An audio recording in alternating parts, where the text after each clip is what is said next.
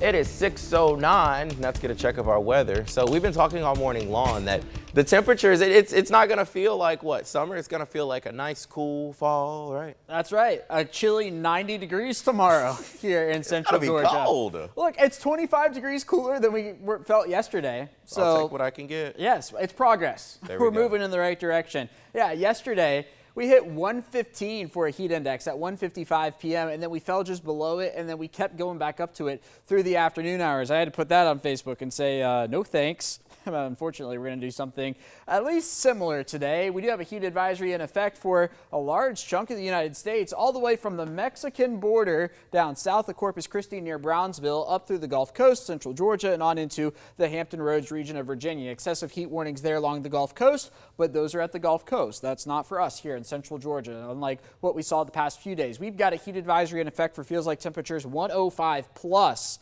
this afternoon and evening. That expires at 8 p.m. Now, the reason why we have a heat advisory instead of an excessive heat warning is because we're expecting the feels like temperatures this afternoon to not reach that 110 threshold, at least for several hours. Could we touch it? Yes, but we're not going to spend a lot of time above that 110 mark. We're expecting to be more in the 105 range. It's a quiet morning in downtown Macon. It's also a warm morning by August standards. 78 the current number. Winds out of the southwest at about 5 miles an hour. We should be in the low 70s this time of year. The radar is quiet. 70s pretty much area wide, up mid to upper 70s at that. 75 in Monticello, 79 in Milledgeville, Gordon, and Dublin, 77 in McRae, 76 in Eastman. So yeah, only a couple degrees off of 80. But up towards the north, you're going to run into some rain in western North Carolina, up near Asheville. Also some showers and storms back into Alabama and Mississippi. This is where the cold front is right now.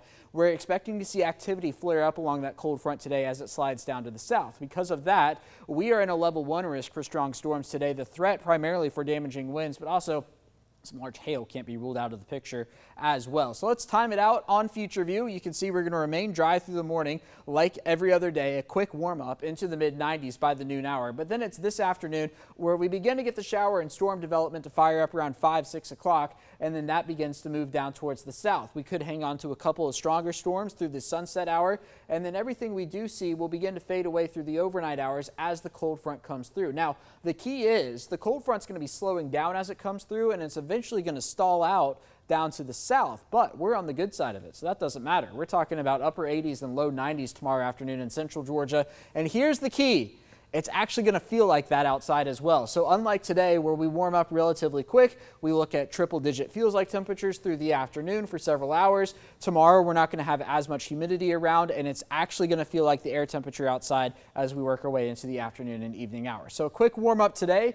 We're going to be in the 80s by 9 a.m., 90s by the noon hour, all the way to a high temperature right around 97. That heat advisory is going to be in effect until about 8 p.m. with scattered storms later on this evening. Kept the rain chance at right around 60% today. Dropped it to 10% tomorrow. I didn't want to put nothing because it is summertime after all, but a high temperature of only 90, 91 for Thursday with a 20% chance of rain there. That will carry us through the first football Friday night of the season, on into the weekend and into next week. High temperatures return to the mid-90s, topping off at 96 by Saturday.